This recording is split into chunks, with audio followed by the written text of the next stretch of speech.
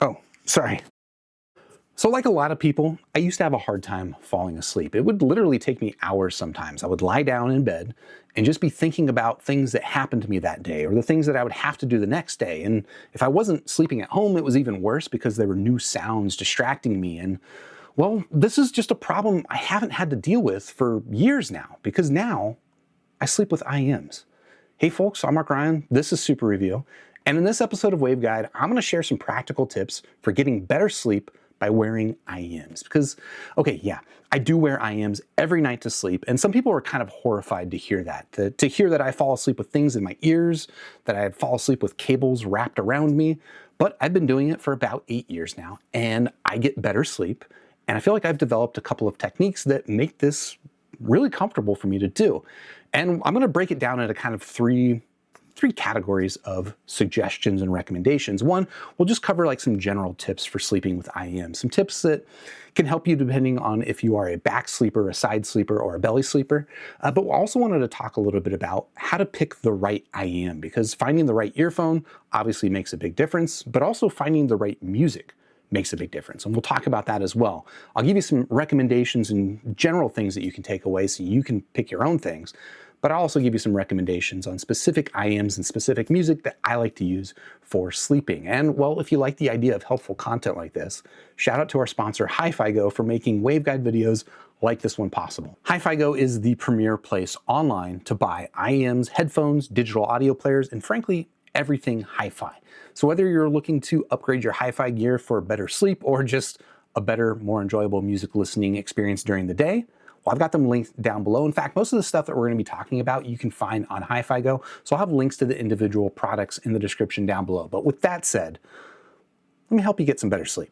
Okay, we're going to start with just some general tips for sleeping and some sleeping techniques, which sounds a little bit like I'm describing learning a martial art, but I promise this is not that difficult. Just some things that you could implement that I think make sleeping with IEMs more comfortable. And I'm going to start by describing how I sleep with IEMs when I'm sleeping on my back. I know you don't usually get to choose if you are a back sleeper, a side sleeper, or a belly sleeper, but if you do get to choose, I will say that sleeping on your back is probably the easiest way to sleep with earphones because you avoid kind of the biggest issue with sleeping with earphones is that you might end up with pressure on your ear against a pillow, but if you're sleeping on your back, you kind of avoid that. That said, there's still some things that I implement, and to demonstrate this, I'm actually going to pull out a little step ladder, and I apologize if this gets uncomfortable. Just roll with it. But here's basically what I do. I'm going to step up on this so you can kind of see where I'm holding things. But usually when I'm sleeping with an IEM, I'll take one hand and kind of hold the cable like this up against my belly. This kind of prevents the cable from wrapping around myself and just makes it so that I'm comfortable and I always know where the cable is. In my other hand, I hold my audio player, which we'll talk about in a little bit.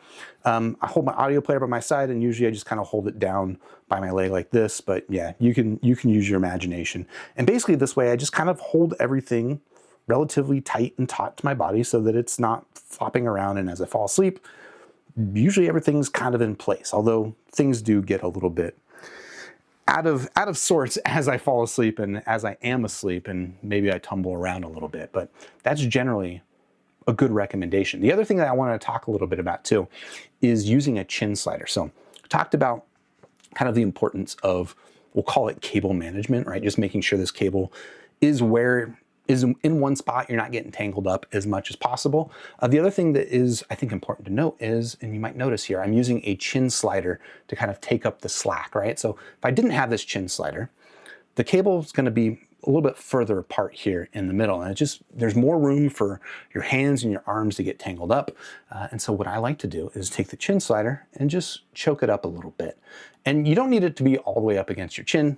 I don't find this particularly comfortable. If you do, that's fine, but you don't need to do that to benefit from the chin slider. Just choke it up enough that it keeps the cable kind of in one vertical line on your body, and then also takes up the slack here. So there's not really any room for your arms to accidentally get into the mix. All right, now talking about side sleeping techniques, we're going to bring back the pillow because this is where we're going to run into kind of the main issue and the main limitation in terms of comfort of sleeping with IEMs, at least for me. And that's the issue of you're lying down on the side of your head and the pillow and the IEM are going to kind of compress against your ear and it might be uncomfortable. That is pretty normal and going to be the main issue that you have to deal with. So here's my techniques for dealing with it. Well, I guess for one, this isn't actually what I do, but I think you could probably find a pillow that has some weird ergonomic pillow that has like a hole in it for your ear. Those things exist. I don't have one of those. I just have kind of a normal, ordinary pillow here. But you could look out for something like that. But if you don't have a pillow like that, you could implement what I call the Drake technique. And I call this the Drake technique because you know that Drake meme where he's like, and then he's like this right here is the move. This is how you get comfortable sleep. I'm gonna do it on this side, but basically what you do is I sleep with my hand kind of cupped around my ear like this, and I use the opposite hand, right? So if I'm lying down on my left side, I'll use my right hand, or if I'm lying down on my right side, I use my left hand, and I just cup around my ear and basically put my head on top of my hand. I've had some people comment that, oh, you must wake up with a numb hand, but I really don't have any issues with that. I don't have issues with discomfort sleeping on my hand. But what it does do is it kind of creates like a volume of air in between my hand and the pillow that allows the earphone in my ear to kind of exist without a whole lot of pressure on top of it. And that for me allows me to sleep with IEMs on my side perfectly comfortably. Okay, now for the belly sleepers, you're gonna run into pretty much the same issue that the side sleepers have, unless you're a belly sleeper that sleeps like this, which I don't think belly sleepers do that, do you? I sleep on my belly sometimes, and yeah, I just kind of run into the same issue where my ear is up against the pillow. But in fact, I usually find that on my belly, there's actually more pressure applied to the pillow. And sometimes the Drake technique, well, it works, but sometimes it's not enough. And my recommendation might be a little bit unorthodox, but it's get rid of the pillow. Yeah, you don't need a pillow. As a belly sleeper, when I am on my belly sleeping, I find that I don't really need the pillow. And in fact, when I'm just kind of like on my belly, lying like this against the side of my bed, I suppose, or the face of my bed, a slight angle in my neck, which sounds uncomfortable. I promise it's fine.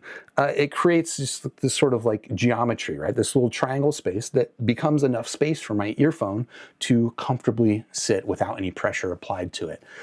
You could try doing the same thing as a side sleeper, but I think as a side sleeper, right, my shoulder certainly going to give me a very uncomfortable angle to resting my head on the bed.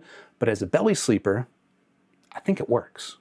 And then my last couple of general tips and recommendations for sleeping with IEMs is, well, one, I've kind of already alluded to this, but I recommend having a separate digital audio player because if you're like me, I charge my phone at night, right? And I do not want to have this cable connected to my nightstand with my phone charging. So for me, it makes sense to have a separate digital audio player. If you want one, a good example of one, this File M21 is a really nice little digital audio player, but you honestly, if you're just using it for sleeping, you don't need something this special. You could just get something like this, a HiFiGo R1. So price on this is like around 330 bucks, and this you can get for around $85. So those are a couple of good options. And then the last kind of general recommendation is listen at low volumes, which probably seems like a bit of a no-brainer, but you'd actually be surprised. When you fall asleep, even if you set your audio player, your music to a pretty low volume, it's probably not going to be low enough. I would recommend going even a little bit lower than you think you do because your sensitivity to sound is going to change throughout the night. Like in the middle of the night, your hearing will be much more sensitive than it is at the moment that you're going to sleep. And if you fall asleep with music at what seems like a comfortable low volume, you might end up waking up in the middle of the night with music that is just kind of like shockingly loud. And it's not so bad to wake up and have music playing. I do wake up fairly often in the middle of the night and fall back asleep. But if the volume of the music is, we'll call shockingly loud, it's going to kind of startle you and kind of break you out of whatever frame of mind it is that would allow you to fall back asleep easily. So my general recommendation there is just to set a low volume for listening and then maybe even go a little bit lower. Okay, now let's talk about finding the right earphone for sleeping. And I'll give you a couple of recommendations about specific IEMs that I find comfortable for sleeping at the end, but I also wanted to just kind of talk about the general things and the attributes you should be looking out for when you're looking for your own IEM. Obviously, finding a comfortable IEM is very important, but even that I'll kind of break down into a couple of more specifics. Like for starters, I think it's very important that you find an IEM that is low profile. And this is an example of an IEM that is not particularly low profile.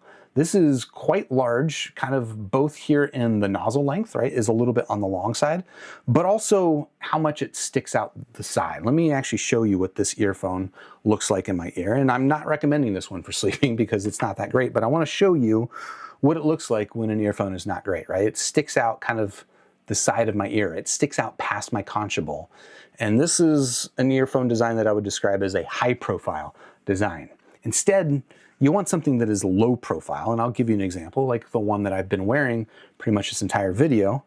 All right, I'll throw this one on my ear, and you'll see that as it's plugged into my ear from the side, you don't even see it because it is basically entirely hidden behind my concha bowl. Now, everyone's ears and anatomy are different. This earphone might fit you differently than some others, but generally I find that this is a very good design for comfort. And the more low profile it is, the more that sleeping on your side or sleeping on your belly, however you put your head against your pillow, this is just going to result in less pressure being applied to your ear canal. Kind of along those same lines, I think it's important, and I've kind of already alluded to this, is finding an earphone that is not only not sticking out past your ear, but also has a pretty short nozzle, because these are kind of like this depth right here is basically the enemy of sleep, okay?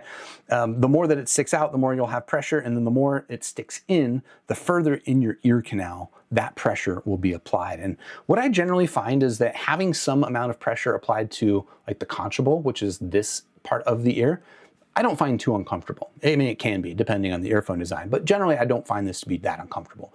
It's usually when the earphone fits deeper into the ear canal that it becomes more of an issue. And so for that reason, I prefer to have earphones like this. Let me take this ear tip off if I can manage. They have a nice short nozzle. So those are a couple of things I find pretty important for comfort. The other thing that I will talk about in terms of comfort is actually a thing I can't really demonstrate for you here on camera, but it's driver flex. Avoid earphones that have driver flex, which if you're not familiar with that, a lot of IEMs, like this one is an example, have dynamic drivers inside of them, right? It's like a plastic surround that is potentially susceptible to air pressure flexing it and making like a crinkling sound. This one doesn't do that, by the way. Just because you have that driver doesn't mean that you're going to have that issue. But some IEMs have that issue where you apply pressure to them and it just makes this uncomfortable, annoying crinkling sound. And as you can imagine, if you're sleeping on your ear, well, you're gonna be encountering this uncomfortable, crinkling, sleeping sound or sound while you're trying to sleep, which personally, this is like a no-go for me. Like I can honestly kind of sleep in just about any IEM, even if it is one that sticks out past my ear, because that's how good I am with my sleeping techniques. I don't mean to brag, but an earphone that has driver flex is just that I can't deal with that. So it's a hard thing to know, I guess, before you buy an IEM. So hopefully the reviews you're watching of IEMs will tell you, warn you if an IEM has driver flex. It's not the worst thing in the world if you're not sleeping, but if you are sleeping, it is kind of the worst thing in the world. The other thing to consider with fitting an IEM or how to wear your IEM is you want to find something that fits nice and stable. And that might not be the exact same thing as an IEM that fits comfortably, okay? So this is actually a good example of an IEM that fits stable, right? When it is plugged into my ear, it is in my ear and it's not going anywhere. But some other earphones, let's say here's an example of one where I like the fit of this IEM for sleeping, but it took me a while to get there because there's just not much of the earphone that interacts with the concha bowl, you can see. So basically all of the fit of the IEM or all of the stability is coming from the way that the ear tip interacts with my ear canal. And as I sleep during the night, right, as moisture builds up in there, that grip starts to loosen and the earphone will start to kind of work itself out. And just having to fiddle with it and deal with it is, as you can imagine, a distraction, something that's going to keep you from sleeping, not just falling asleep, but having a nice, thorough sleep throughout the night. So I think it's really important to find an earphone that is not just comfortable, but also stays in place throughout the night. So that can kind of come down to a couple of things, right? So one can be the shape of the earphone, right? I demonstrated here. This is an example where it fits in behind the antitragus and it fits in behind a lot of this anatomy, and that helps to hold it into place. But other things can also help. Let me give you an example of this one real quick as I untangle the cable, where it's kind of like semi-custom molded. You can see that it just has like little folds and stuff that end up fitting into the folds of my ear and all the folds of my ear then help contribute to hold this earphone in place throughout the night. Super, super important for me. But the other thing that can help is honestly just finding the right ear tip. So I mentioned that, hold on, this earphone in particular, it took me a while. Like initially, this was not a very stable fitting IEM for me for sleeping, but I like the sound of it so much for sleeping that I kept trying to make it work. And I did end up finding a way to make it work with this particular ear tip. I'm not gonna say this ear tip works for everybody, but for me, the Dunu Candy ear tips work really well for fit stability, for IEMs that require the ear tip to kind of purchase on the ear canal. And then kind of a related tip to this tip is you might want to consider sizing up on the ear tip, right? I'm using a large ear tip. I don't typically use large ear tips. I would say my go-to ear tip size is like a medium ear tip, but a couple of things kind of come into play here. One, you just might find that a large ear tip actually just gives you a more stable fit because it locks into your ear a little bit better. But the other thing to consider too is that when you are, again, applying pressure to the side of your ear, you might end up breaking seal in a way that you don't have to deal with when you're just wearing an IEM sitting at a desk or sitting in a chair. So because of that, going up a size an ear tip can a lot of the times just give you a much more stable seal and a more stable fit, and that's going to make a big difference. Another thing to consider with picking an IEM in terms of, and this is kind of still fit stuff, is sound isolation. And I'm actually kind of two minds about this, right?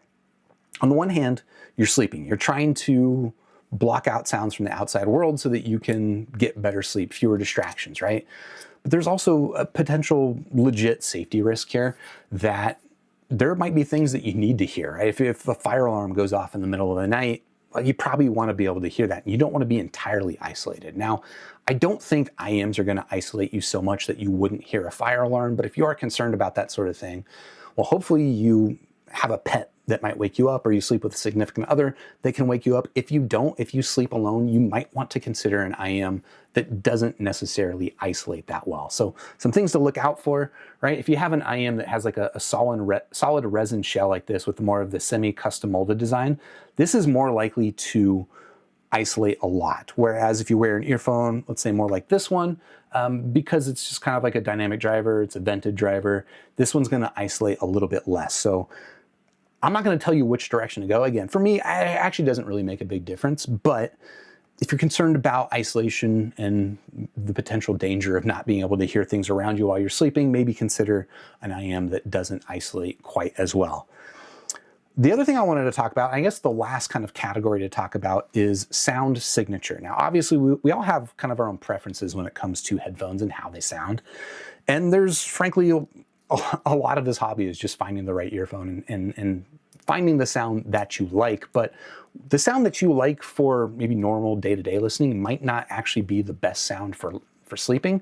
As you can imagine, maybe as you're sleeping, you might want something a little bit more relaxed, or maybe relaxed is what you want, but maybe your preferred listening is more analytical and exciting and like trouble focused.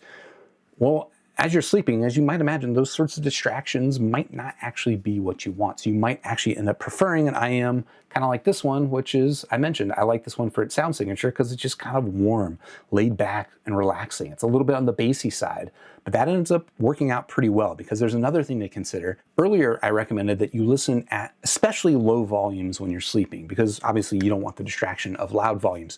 But there's an interesting thing that happens with regards to frequency response and your perception of it as volume decreases.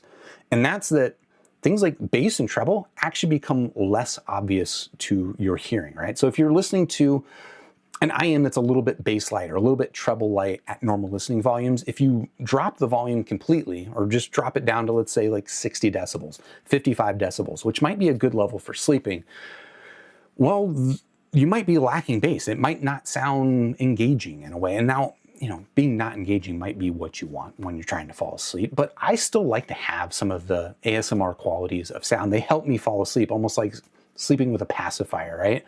So I still like to have a little bit of that. And so in that way, it might actually make sense to go with an earphone that is a little bit more exciting. Something like, the Sennheiser IE600, this is a very kind of V-shaped sound signature, but at lower listening volumes, it just becomes kind of comfortable. It's not that aggressive, and that's just kind of a thing that you should consider. So as far as like some actual recommendations, like all of these earphones that I've been showing you here on the table, apart from the big chonky boy that I don't recommend, these are all earphones I recommend for sleeping. And most of these are available on HiFiGo, which I will have linked in the description if you want to check it out. So for example, if you don't have a big budget, the Moondrop Chew, not a bad option. This is available for like $23. It's a dynamic driver earphone. It is a very small earphone, so it should fit most ears. And it's not going to be the most stable fitting. I think probably your biggest challenge with this is just going to be finding the right ear tip so that it stays in your ear during the night. But it's going to be a comfortable earphone that will let enough sound from your environment into your ear that you shouldn't have to worry about fires in the middle of the night. So that's a good option. Another good option also for Moondrop is this. This is the Moondrop May. I believe price on this is around $85, $90. I forget exactly. But why I like this one is look at the fit. Like this one has really nice semi-custom molded design. So while I mentioned the Chew might not be the best for fit stability, this is going to be a really nice stable fit. And it also just happens to be still a very low profile design. So while you're sleeping on your side, there's going to be very little issues with pressure buildup from a pillow. So I really like this earphone. And also both of these happen to be kind of nice, warm, bassy sets, so they work pretty well for sleeping, I find. Another consideration at a pretty similar price is this. This is the Afu Magic 1. There's also the Afu Explorer, which mine's on loan right now. I actually would probably I would recommend more the Explorer over the Magic 1, but they're both in basically the same shell. So a really nice semi-custom molded design. This is a little bit smaller than the May, although I will say the nozzle is a little bit longer. So stability-wise, I find this to be exceptional. Comfort-wise, it's very good for sleeping, but it might be, if you are more of a heavy side sleeper, the length of this nozzle might be an issue for you. But generally, this is just a very nice set if you want something that's kind of small, but also very stable in the ear. Another example that's also quite small and very stable in the ear, this is the Meze Alba. And why I really like this one is the nozzle is super short. Look at that. And the angle that it sits in your ear means that this creates very, very little pressure on the side of my ear when I'm sleeping with this IEM. I will say that the tuning on this one is a little bit on the excited side. So if you're looking for something more relaxed, this might not be exactly what you're looking for. But if you are listening at really low volumes and you're finding that you're not getting enough treble excitement, the Meze Alba might actually counterbalance that pretty well. And then the last two IEMs I will highlight here, obviously the Symphonium Meteor. This one is, okay, actually I forgot to mention, price on this is around $200 and the price on this is around $120, $130. This is where we're now starting to get into kind of silly expenses for an IEM, but I like this one a lot for sleeping, so I'm going to mention it. The Symphonium Meteor, this is about $600. Pretty expensive, and it is not the most stable fitting IEM, but it is so small and so itty bitty, and the sound signature is just warm and enveloping and just kind of the right exact balance that I want for sleeping. So I like it a lot. You just got to find the right ear tip. And then the last one I will recommend is this, the Sennheiser IE600. This same design, the same shape is also available with the Sennheiser IE300, the IE200, and the IE900. They all come in at different prices. The IE200 I think is the cheapest at about $150. This one is around $500 to $700 depending on if it's on sale. But this is just one of the best sleeping IEMs because of how stinking small it is. I keep showing you this, but like it just disappears in the air. And this, it just works really, really well for sleeping. And I think the sound signature is a little bit on the more excited side. But again, at lower volumes, it's kind of just right. And finally, the last thing to talk about is music selection. And I'll try to keep this pretty brief, but a couple of basic tips for finding the right music is, well, basically, you just want to avoid surprises in the music that you're listening to. So my recommendations would be, well, one, listen to music that you're familiar with, right? Don't go on Spotify and hit shuffle and just let Spotify take the wheel. I think you should put together a list of albums or a list of artists that you like to listen to and just listen to that, or maybe even just one album, loop that album and fall asleep that way, because a surprise in the middle of the night is just not what you want. On the same note, like find music that's kind of even in terms of its tone and its balance while you're listening. I like, for this reason, to pick albums. Right? I'll pick an album that I know is pretty even in terms of its tonality and in terms of its pace. And it's okay to have, honestly, some music that is a little bit more upbeat and higher pace. It's just, for me, more important that it's kind of consistent throughout the album. If you're going from like a slow song to a fast song back to a slow song, those are the sorts of things that I find wake me up when I'm sleeping. So I prefer to find music that is just kind of even throughout. And some specific recommendations, I will leave these all in, and maybe even some more in the comments down below or in the description, but like Cigarettes After Sex, I talk about this a lot. Just this really nice, slow, kind of plodding, very bassy and warm music. And I can listen to basically their entire discography and it sounds kind of the same, which actually works out quite well for sleeping. I also listen to The Cure, but not just any of their albums, because some of their albums are a little bit too upbeat and too fast, and also just kind of varying in pace. But specifically the album Disintegration, this album just front to back is again kind of nice and warm and just even, right? It sounds from song to song almost like the songs just kind of blend together. And that is an effect that is, I think, very good for sleeping. Some other recommendations, actually Alice in Chains, their Unplugged album, I find nicely balanced for sleeping. Some other things that I wanted to talk about were, are you familiar with Khruangbin? Let me pull them up real quick. They've got a number of albums with pretty chill music that I find works really well for sleeping. Specifically, I like The Universe Smiles Upon You, and I like Ala Sala. Man, this track right here, May 9th. Fantastic song to fall asleep to. Some other recommendations, look, you can even fall asleep to like metal music. Again, if it's just kind of like even, it's not so bad. Maybe this doesn't qualify as metal, but an artist I like called Somali Yacht Club, they have a couple of albums, but specifically I like the one called The Sun.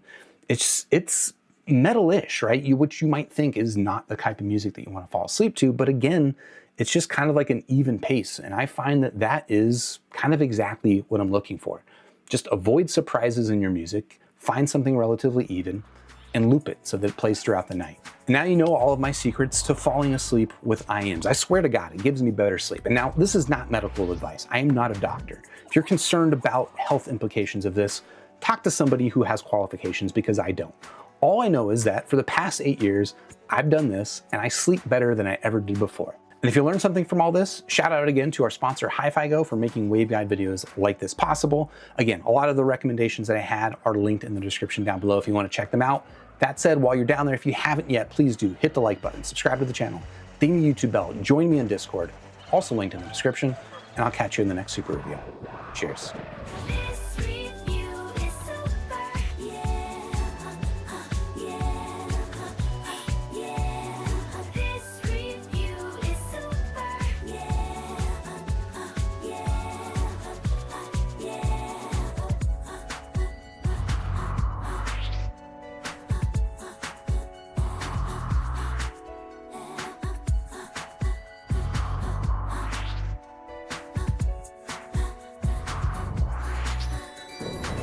Join with the force of reviews, we now have the tools to brave the misleading world of audio fools. Hey, this review is super, and so are you.